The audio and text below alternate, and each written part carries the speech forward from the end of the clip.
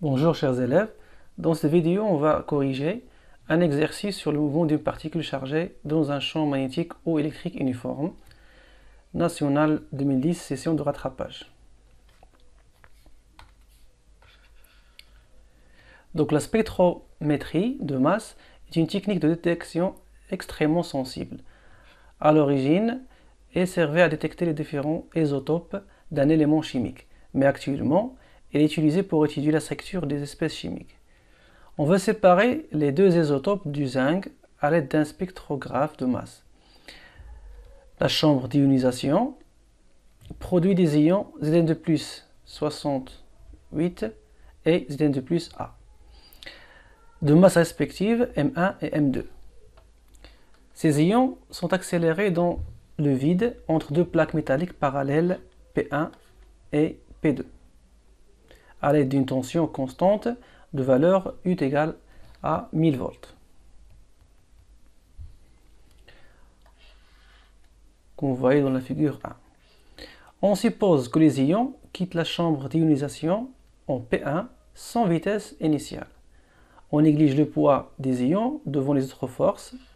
Vous avez dans les données la charge élémentaire, la masse d'un proton et d'un neutron. Première question, quelle est la plaque qui doit être portée au potentiel plus élevé? Donc la plaque qui doit être portée au potentiel plus élevé, soit c'est la plaque P1 ou bien la plaque P2. Pour en savoir, donc les deux ions vont entrer par ce point-là et vont être accélérés vers le point O. Donc la force électrostatique doit avoir cette direction, bien ce sens-là. Ça c'est le sens de la force électrostatique. Et vu que les ions portent une charge positive, et on sait très bien que la force F est égale à Q fois E, donc le sens de F est également le sens de E. Ça veut dire le sens de E est dans ce sens-là. Et on sait très bien que le champ E est dirigé du potentiel plus élevé vers le potentiel le plus faible. Donc la plaque P1, c'est la plaque qui va porter la charge plus, et P2 va porter la charge moins. Donc la plaque qui va porter le potentiel le plus élevé, c'est la plaque P1. Donc comme réponse à la question, donc c'est la plaque P1. Maintenant on passe aux deuxième question. Pour la deuxième question, montrez que les deux ions Zn+68 et A possèdent la même énergie cinétique au point O, au point d'arrivée, ou bien à la fin du chambre d'accélération. Donc on va commencer par établir le théorème de l'énergie cinétique. Donc on a appris le théorème de l'énergie cinétique, delta EC, la variation de l'énergie cinétique, est égale au travail de toutes les forces qui sont exercées sur les ions. Ça veut dire le travail de la force électrostatique entre le point A et B. Point A, c'est sur la plaque P1 et B sur la plaque P2. Donc EC au point O moins EC initial est égal au travail de la force électrostatique, c'est Q, qui multiplie le potentiel en A moins le potentiel en B. Donc QVA moins VB. Puisque les ions quittent la chambre d'ionisation sans vitesse initiale, donc l'énergie initiale est égale à 0, ce qui laisse que l'énergie cinétique qui est égale à Q fois la tension U, puisque VA moins VB c'est U, et la charge c'est 2E fois la tension U. Ça veut dire que ici on a une expression de l'énergie cinétique qui va être la même pour les deux ions. Donc les deux ions ont la même énergie cinétique. Donc, pour la question suivante,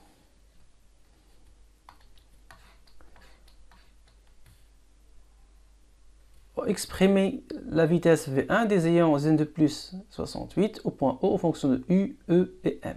On déduit l'expression de la vitesse V2 de l'ion Zn de plus A au même point en fonction de V1 et A.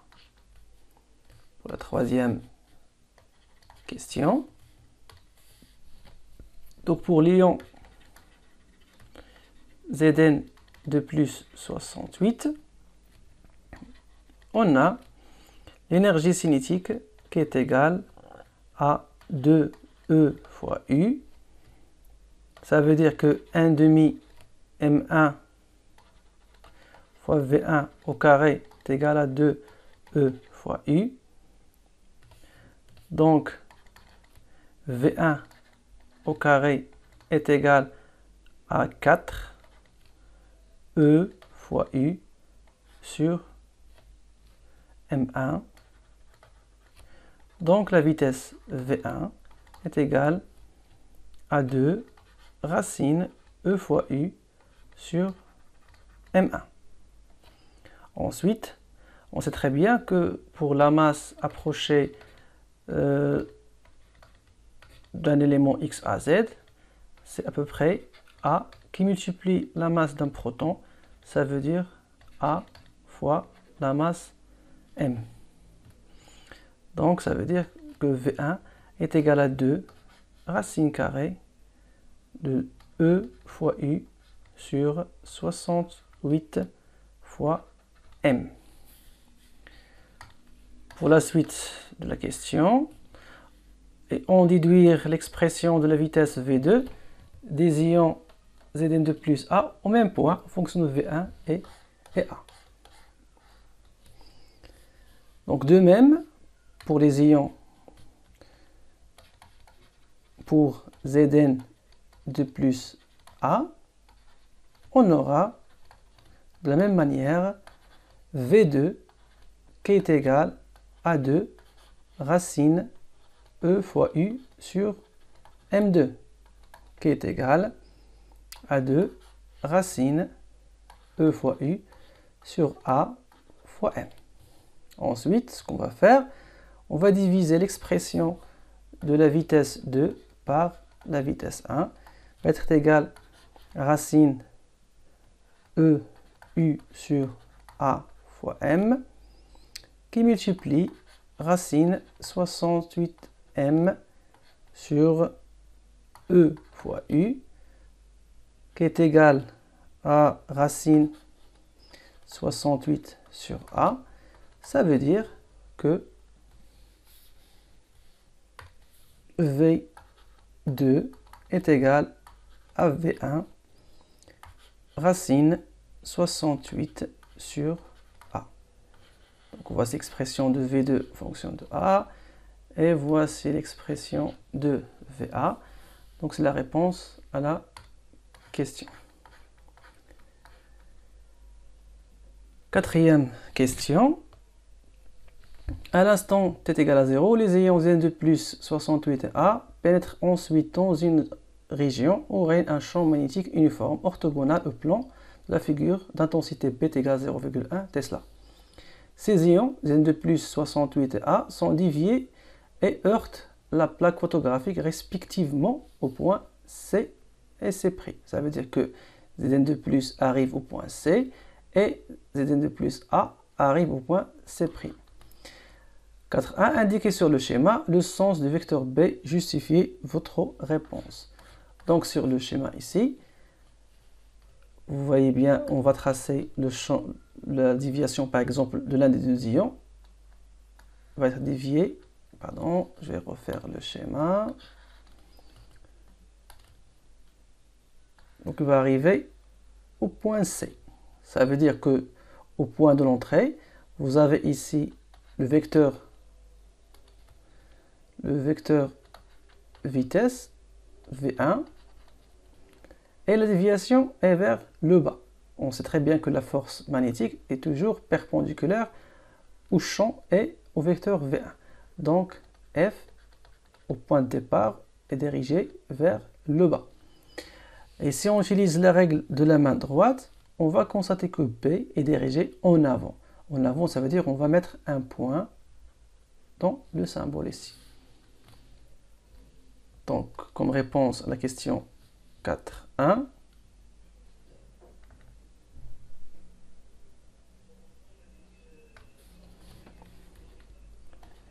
donc 4.1,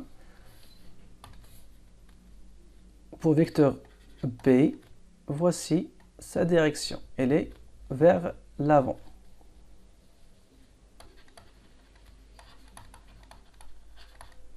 Elle est vers l'avant. Montrer que le mouvement des ions Zn2+ a eu lieu sur le plan X, Y. Donc on va montrer que le mouvement est planaire.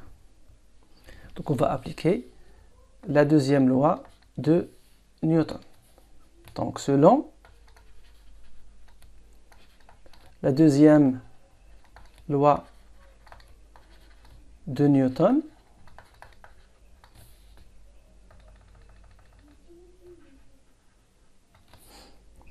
on a la force magnétique qui est égale à M fois A.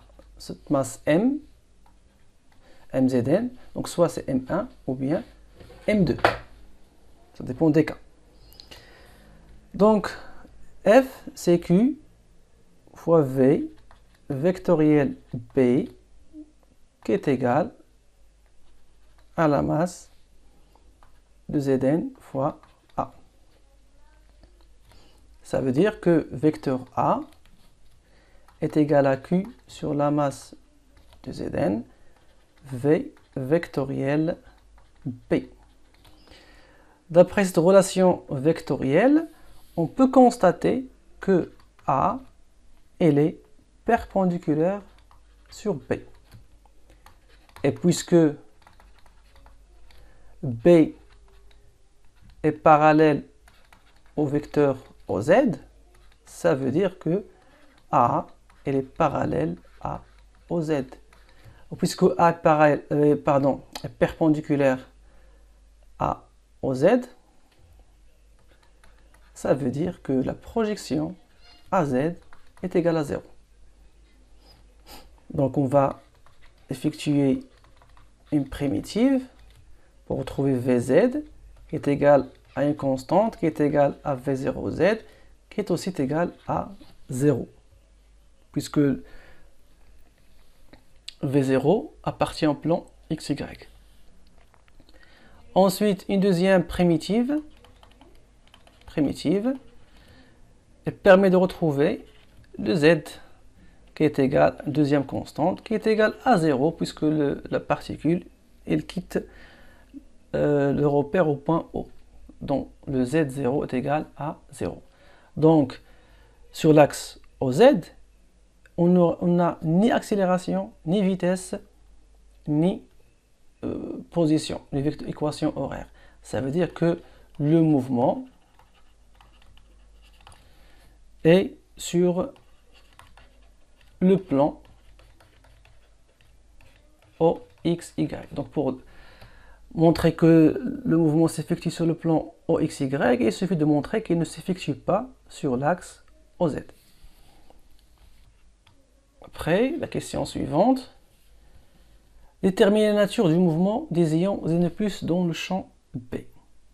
Donc pour déterminer la nature, on va continuer sur la deuxième loi de Newton. Question 4.3. Donc on a dit que A est perpendiculaire à B et à V. Donc A est perpendiculaire sur V. On sait très bien que vecteur vitesse est toujours tangentiel, donc va être parallèle au vecteur U du repère de Freinet.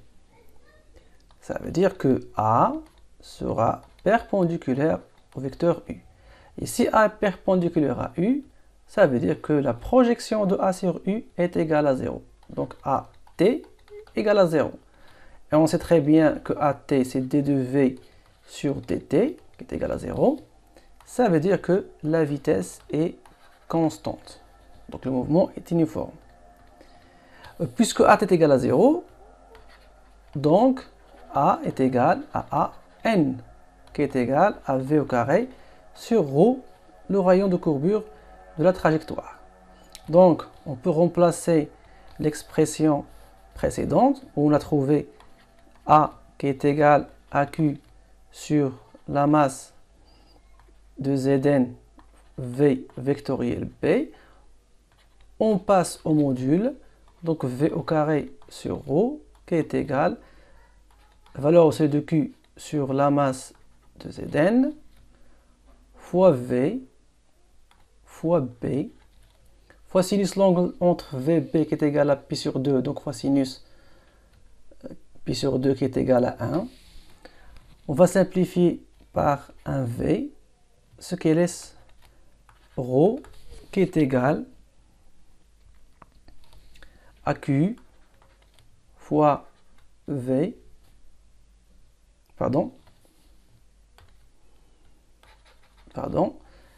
je répète, ρ qui est égal à m de Zn fois la vitesse sur Q fois B.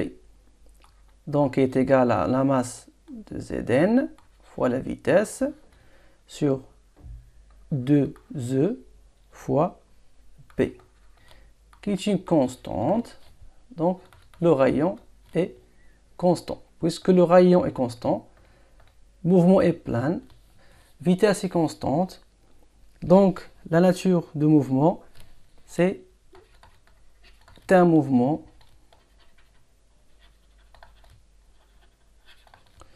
circulaire uniforme. C'est un mouvement circulaire uniforme.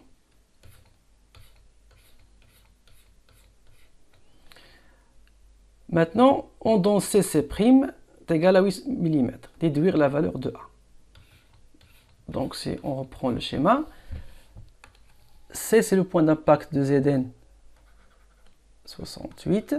SC', c'est le point d'arrivée de Zn A. De plus, pardon. Zn de plus A, Zn de plus 68. Donc, la distance CC', c'est la différence entre les deux diamètres. OC' moins OC. OC' moins OC. Donc, on peut utiliser cette propriété. Et l'expression de rayon qu'on a déjà retrouvée. D'accord. Question 4.4.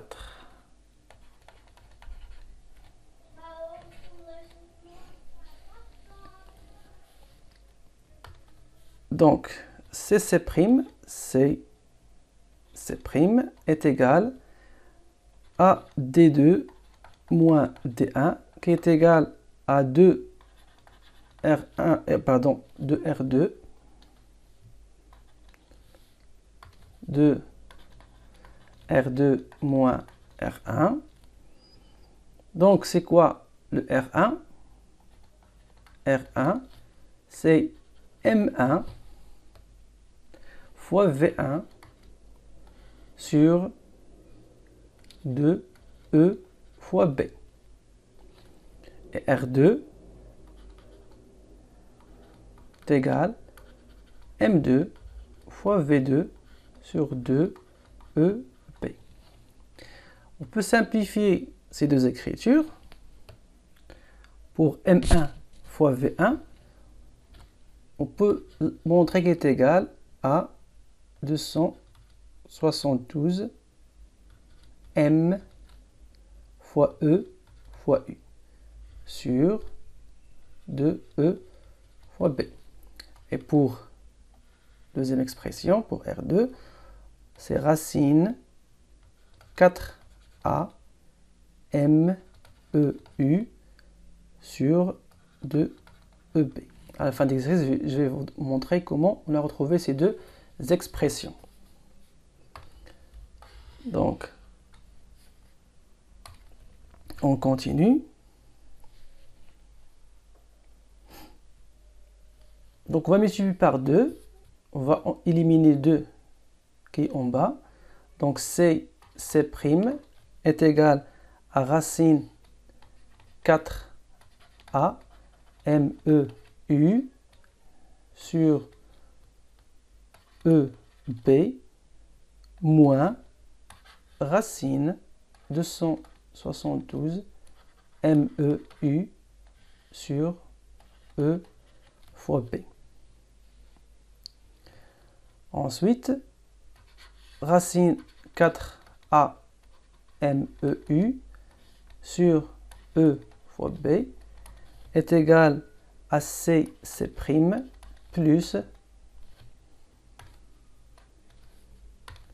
plus racine 272 M fois E fois U sur E fois B.